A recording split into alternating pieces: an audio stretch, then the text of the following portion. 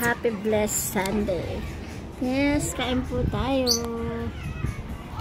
Yes, super happy March kasi hindi ko na namamalayan yung oras. Tanghali na pala. Yung baby boy ko na lang nakakaalala na kumain na ako. Natira niya pa nila ako ng foods. Sabi ko kasi mamaya na ako kakain. Kaso, ayun nga, super concern yung mga baby boy ko. Kaya, kain daw muna ako bago ko tapusin yung paglalaba ko. Ang sweet, yes. Akala ko busy sila sa ML. Hindi na nila ako naalala.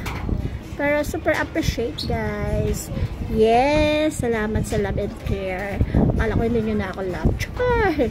Yes, busy much po kasi ako sa paglalaba. Hindi pa po ako tapos. Pero, kain daw po muna ako bago yun tapusin. Yes. Thank you so much. Happy blessed Sunday, guys.